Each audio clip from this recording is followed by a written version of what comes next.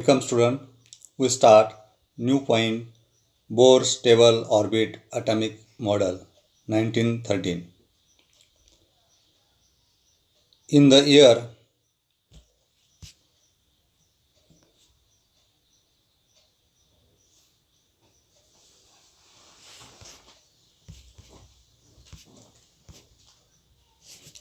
in the year 1913, Danish scientist Niels Bohr explained the stability of atom by putting fourth stable orbit atomic model.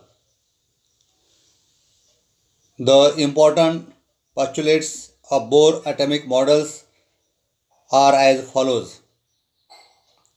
बघा, सन 1913 Danish वैज्ञानिक Niels Bohr यांनी स्थायी कक्षा अणुप्रारूप मांडून अणूचा स्थायी भाव स्पष्ट केला. बोरच्या अणुप्रारूपाची महत्त्वाची आधारतत्वे पुढील प्रमाणे आहेत. The electrons revolving around the atomic nucleus lie in the concentric circular orbits at certain distance from the nucleus. अणूच्या केंद्रकाभोवती परिभ्रमण करणारे इलेक्ट्रॉन केंद्रकापासून विशिष्ट अंतरावर असणाऱ्या समकेंद्री वर्तुळाकार कक्षामध्ये असतात. म्हणजेच या ठिकाणी आपल्याला सांगता येईल, अणूच्या केंद्रकाभोवती फिरणारे, सभोवताली फिरणारे म्हणजे परिभ्रमण करणारे इलेक्ट्रॉन केंद्रकापासून विशिष्ट अंतरावर असणाऱ्या समकेंद्री वर्तुळाकार कक्षामध्ये असतात. तुम्ही मोबाईलच्या स्क्रीनवर पाहू शकतात. इथं ऑर्बिट दाखवलेले आहेत, कक्षा दाखवलेल्या आहेत, त्याच्यामध्ये ते फिरत असतात. Energy of electron in the constant while it is in A particular orbit. विशिष्ट कक्षेत असताना इलेक्ट्रॉनची ऊर्जा स्थिर असते. म्हणजे एका कक्षेमध्येच असताना इलेक्ट्रॉनची ऊर्जा जी आहे ती कशी असते, स्थिर असते. Third, when an electron jumps from an inner orbit to an outer orbit, it absorbs energy equal to the difference of its energy level, and when it jumps from an outer orbit to an inner orbit, it emits energy equal to the difference of its energy level. बघा, या ठिकाणी electron आतील कक्षेतून बाहेरील कक्षेत उडी मारताना आपण पहिलं जे तत्व बघितलं होतं त्यात काय सांगितलं होतं, विशिष्ट कक्षेत असताना इलेक्ट्रॉनची ऊर्जा स्थिर असते. आता काय सांगितलं, इलेक्ट्रॉन आतील कक्षेतून बाहेरील कक्षात उडी मारताना फरका इतक्या ऊर्जेचं शोषण त्या ठिकाणी करतो. तर बाहेरील कक्षेतून आतील कक्षेत उडी मारताना फरका इतकी ऊर्जा उत्सर्जित करतो.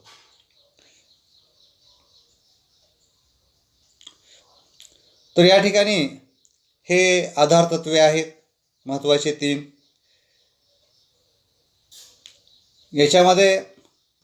याच्याविषयी एक छोटासा व्हिडिओ आपण या ठिकाणी पाहू. आपण सांगताना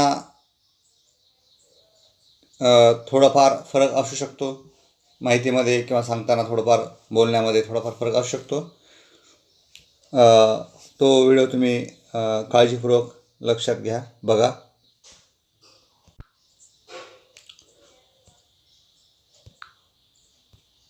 जानेंगे, समझेंगे कि बोर्स ने किस तरह से अपने एटॉमिक मॉडल को पेश किया, वो दूसरों से कैसे अलग था. तो सबसे पहले हम देखेंगे कि नील्स बोर कौन थे. तो उनका पूरा नाम था नील्स हेनरिक डेविड बोर. उनका जन्म हुआ था कोपेनहेगन डेनमार्क में 7 अक्टूबर 1885 में। वो जाने जाते हैं अपने एटॉमिक स्ट्रक्चर और क्वांटम थ्योरी के लिए।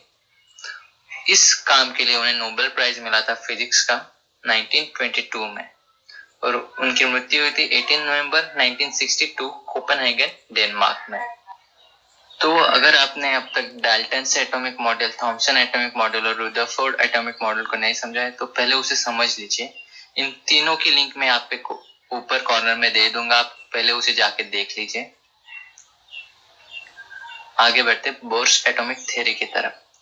सबसे पहला पॉइंट हम देखेंगे थ्योरी में, वो electron revolves around the nucleus in fixed circular path called orbit. हम देखते हैं यहाँ पे है न्यूक्लियस, ये है इलेक्ट्रॉन। तो इलेक्ट्रॉन एक फिक्स्ड पाथ में रिवॉल्व करता है, इसे हम क्या कहते हैं, ऑर्बिट या शेल कहते हैं। This orbit have fixed size and energies. तो इसकी एनर्जी अलग रहेगी, इसकी एनर्जी अलग रहेगी, तो हम इसे एनर्जी लेवल भी कह सकते हैं। ये यहाँ पे एक इलेक्ट्रॉन रिवॉल्व कर रहा है, आप देख सकते हैं यहाँ पे डायग्राम में, यहाँ पे एक और यहाँ पे एक। इसे हम कहते हैं न्यूक्लियस। न्यूक्लियस में न्यूट्रॉन और प्रोटॉन्स रहते हैं, जिसके अराउंड, न्यूक्लियस के अराउंड इलेक्ट्रॉन्स रिवॉल्व करते हैं। इस इलेक्ट्रॉन की एनर्जी अलग रहेगी, इसकी अलग रहेगी, इसे हम एनर्जी लेवल्स कहते हैं। फर्स्ट पॉइंट यही है। Second point, energy of an electron is related to its orbit size. तो एनर्जी किस पे डिपेंड करती है, ऑर्बिट साइज पे डिपेंड करती है। जैसे हम न्यूक्लियस से बाहर की तरफ या फिर दूर जाएंगे तो एनर्जी इंक्रीज होगी इलेक्ट्रॉन्स की, और सबसे कम एनर्जी जो न्यूक्लियस के पास वाला ऑर्बिट रहेगा उसकी रहेगी सबसे कम एनर्जी, और सबसे ज्यादा जो बाहर की तरफ रहेगा उसकी रहेगी सबसे ज्यादा एनर्जी। तीसरा पॉइंट देखते हैं, the energy is either absorb और एमिटेड। एनर्जी या तो एब्जॉर्ब की जाएगी या फिर एमिटेड की जाएगी, एमिट की जाएगी।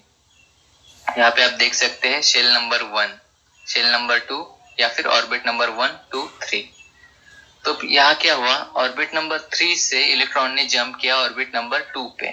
तो ऑर्बिट नंबर 2 की एनर्जी कम है ऑर्बिट नंबर 3 से, लेकिन इलेक्ट्रॉन के पास तो एनर्जी है, तो उसे ऑर्बिट नंबर 2 में जाने के लिए एनर्जी को देना पड़ेगा, या फिर हम कह सकते हैं उसको एमिट करना पड़ेगा एनर्जी को। यहाँ पे क्या हो रहा है, शेल नंबर 2 या फिर ऑर्बिट नंबर 2 से इलेक्ट्रॉन को जाना है ऑर्बिट नंबर 3 में। तो यहाँ पे ऑर्बिट नंबर 2 की एनर्जी कम है, लेकिन ऑर्बिट नंबर 3 की एनर्जी ज्यादा है। तो यहाँ पे क्या, बाहर से जो एनर्जी आ रही है वो इलेक्ट्रॉन को स्ट्राइक करेगी और इलेक्ट्रॉन उसे लेके ऑर्बिट नंबर 3 में चला जाएगा। तो अब हम देखेंगे कि हम ऑर्बिट को किस प्रकार से नेमिंग करते हैं, किस ऑर्बिट में कितने इलेक्ट्रॉन हो सकते हैं। तो सबसे पहले हमने यहाँ पे दिखाया है, यहाँ पे न्यूक्लियस है, उसके अराउंड ऑर्बिट्स है जिनमें इलेक्ट्रॉन्स है। तो फर्स्ट ऑर्बिट जो न्यूक्लियस के पास होता है उसे हम कहते हैं के, उसके बाद वाला एल, उसके बाद एम और उसके बाद एन, इससे भी आगे होते हैं। तो फॉर्मूला क्या है, एक ऑर्बिट में कितने इलेक्ट्रॉन हो सकते हैं, तो उसका फॉर्मूला है 2n²। यहाँ पे देख सकते हैं 2n²। तो अगर हमें फर्स्ट यानी के शेल के लिए हमें ढूंढना है उसमें कितने इलेक्ट्रॉन समा सकते हैं, तो हम n की जगह यहाँ पे 1 डालेंगे तो हमें आंसर मिलेगा, इलेक्ट्रॉन्स वहां पे 2 फिट हो सकते हैं। उसके बाद हम जब l के लिए ढूंढेंगे तो हम यहाँ पे शेल नंबर 2 डालेंगे तो उसका आंसर हमें मिलेगा 8। ऐसे ही m के लिए 18 और n के लिए 32। दोस्तों हम देख लेते हैं इस वीडियो की समरी। तो नील्स बोर ने क्या किया, रुदरफोर्ड न्यूक्लियर स्ट्रक्चर को मैक्स प्लैंक क्वांटम थ्योरी से कंबाइन कर दिया और एक मॉडल बना दिया। तो इसमें क्या है, पॉजिटिवली चार्ज न्यूक्लियस के अराउंड इलेक्ट्रॉन्स रिवॉल्व करते हैं डिफरेंट ऑर्बिट्स में। तो हम एक एलिमेंट की प्रॉपर्टी कैसे डिसाइड करते हैं, हम देखते हैं उस एलिमेंट में इलेक्ट्रॉन्स कितने हैं। हाइड्रोजन में 1 इलेक्ट्रॉन है, हीलियम में 2 है। हीलियम क्यों है, क्योंकि उसमें 2 इलेक्ट्रॉन है, और हाइड्रोजन में 1 इलेक्ट्रॉन है इसलिए वो हाइड्रोजन। तो हम इससे उस एलिमेंट की प्रॉपर्टीज डिफाइन करते हैं। Nucleus content majority of mass और इलेक्ट्रॉन सबसे कम। तो यहाँ पे आप देख सकते हैं, यहाँ पे हमने लिखा है, तो न्यूक्लियस सबसे ज्यादा मास कंट्रीब्यूट करता है एटम का, लेकिन चार्ज के मामले में बात करें तो प्रोटॉन का जितना चार्ज रहेगा उतना ऑपोजिट चार्ज इलेक्ट्रॉन का रहेगा। भले ही वो मास में कम कंट्रीब्यूट करता हो, लेकिन चार्ज सेम रहेगा प्रोटॉन और इलेक्ट्रॉन का। आगे बढ़ते हैं। तो इलेक्ट्रॉन सर्कुलर ऑर्बिट में रिवॉल्व करते हैं और ऑर्बिट का एक फिक्स साइज और एनर्जी रहती है। हर एक ऑर्बिट नंबर 1 की एक एनर्जी रहेगी, ऑर्बिट नंबर 2 की अलग energy.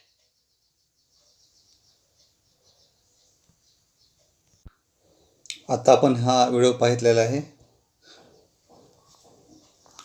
Do you know when table salt means sodium chloride is thrown on LPG gas stove flame, immediately yellow spark form on that place. If sodium metals put in water, it burns to give yellow flame. On road, sodium vapor lamp gives yellow color light.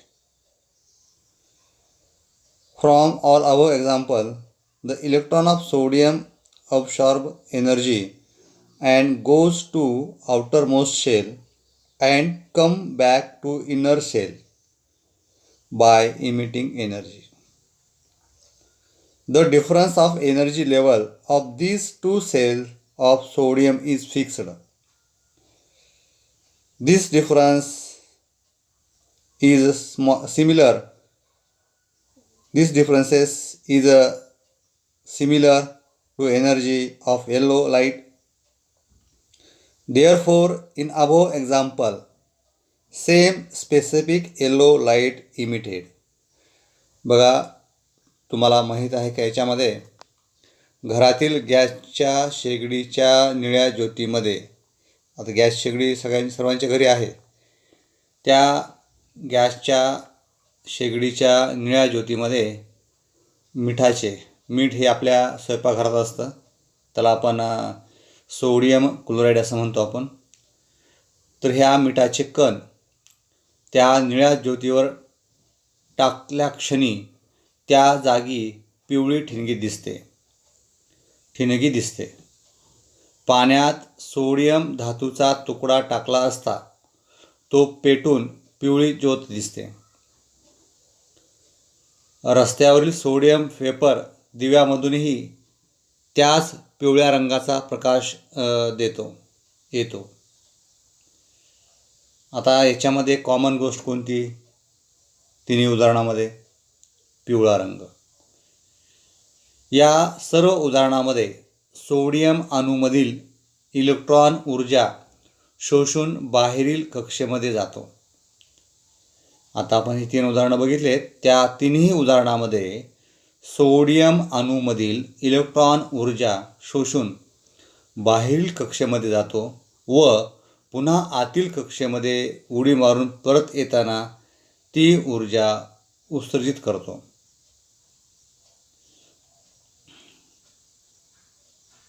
Sodium अणूच्या या 2 कक्षांच्या ऊर्जा पातळीतील फरक ठराविक असतात. हा फरक पिवळ्या प्रकाशाच्या ऊर्जेइतका असतो.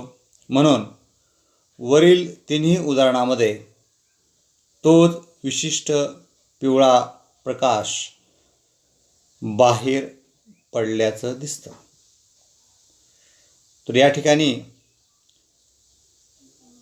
आपण सोडियम क्लोराईडचं म्हणजे त्याच्यामध्ये इलेक्ट्रॉन एका कक्षेतून दुसऱ्या कक्षेमध्ये जात असताना किंवा येत असताना नेमकं काय होतं हे आपण या ठिकाणी बघितलेलं आहे. मोबाईल स्क्रीनच्या वर बोरचे स्थायी कक्षा अनुप्रारूप Bohr stable orbit atomic model दाखवलेलं आहे. इथं समकेंद्री वर्तुळाकार कक्षा दाखवलेल्या आहेत. लाल रंगाचं केंद्रक आहे. याच्यामध्ये लाल रंगामध्ये केंद्रकामध्ये पॉझिटिव्ह चार्ज आहे ते नंतर दुसरी कक्षा 1 नंबरची कक्षा त्याला के शेल किंवा के कवच असं आपण त्या ठिकाणी म्हणायचं. 2 नंबरची कक्षा बघा त्याला एल शेल किंवा एल कवच असं म्हणायचं. 3 नंबरची कक्षा एम शेल किंवा एम कवच असं म्हणायचं. आणि चौथी कक्षा एन शेल किंवा एन कवच असं आपण त्या ठिकाणी म्हणतो. Some more atomic models were put forth after Bohr atomic model. Atomic structure was studied at a depth with the advent of a new branch of science called quantum mechanics. With all those some well accepted fundamental principles of atomic structure are as follows. बघा, बोरच्या अणुप्रारूपानंतर आणखी काही अणुप्रारूपे मांडली गेली. कारण तुम्हाला माहिती आहे विज्ञान सतत प्रगतशील असतं. आज जे दिसतं ते उद्या नसतं. याच्यासुद्धा बदल होऊ शकतो. आज जे आपण खरं मानतो किंवा हेच खरं आहे असं आपण मानतो हे भविष्यामध्ये बदलू शकतं विज्ञान याच्यामध्ये. त्यानंतर उदयाला आलेल्या पुंज यांत्रिकी क्वांटम मेकॅनिक्स या नवीन विज्ञान शाखेमध्ये अणुसंरचनेचा सखोल अभ्यास करण्यात आला. या सर्वांमधून अणुसंरचनेविषयी सर्वमान्य झालेली काही मूलभूत तत्त्वे या ठिकाणी सांगितलेली आहेत. त्याच्यामध्ये महत्त्वाचा मुद्दा म्हणजे काय, अणुसंरचना.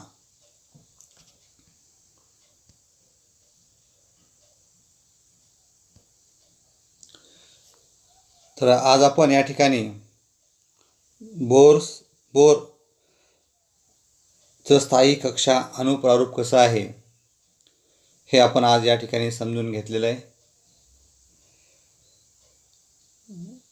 की नेमकं काय होतं हे, म्हणजे अणूमध्ये नेमकं काय होतं. कक्षेमध्ये इलेक्ट्रॉन ज्यावेळेस फिरत असतात एका कक्षेतून दुसऱ्या कक्षेमध्ये जात असताना किंवा परत वापस येत असताना ऊर्जा बाहेर टाकली जाते किंवा ऊर्जा त्या ठिकाणी मिळवली जाते. याच्या संबंधी आज आपण या ठिकाणी बोरचं स्थायी कक्षा अणुप्रारूप या ठिकाणी आपण बघितलेलं आहे. तर विद्यार्थी मित्र हो, आज आपण या ठिकाणी थांबू. आपण पुढच्या तासिकेमध्ये अणूची संरचना कशी असते, त्या संरचनेमध्ये न्यूक्लियस असतं म्हणजे केंद्रक असतं. त्या केंद्रकामध्ये प्रोटॉन्स आणि न्यूट्रॉन्स असतात. प्रोटॉन आणि न्यूट्रॉन्स त्या ठिकाणी असतात. आणि अणुकेंद्रकाच्या बाहेर एक्स्ट्रा न्यूक्लिअर पार्ट म्हणजे केंद्रकाबाहेरील भाग याच्यामध्ये इलेक्ट्रॉन फिरत असतात.